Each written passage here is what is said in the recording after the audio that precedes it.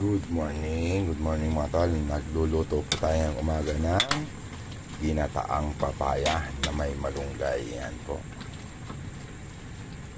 Ginataang papaya na may malunggay. Yan po ang ating pagkain sa araw na ito. Yan ang ating ulam.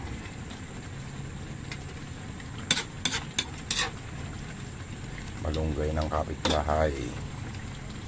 Papaya ng kapitbahay. Yan po.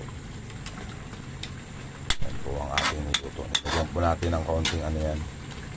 Liempo. Yan, para mas masarap.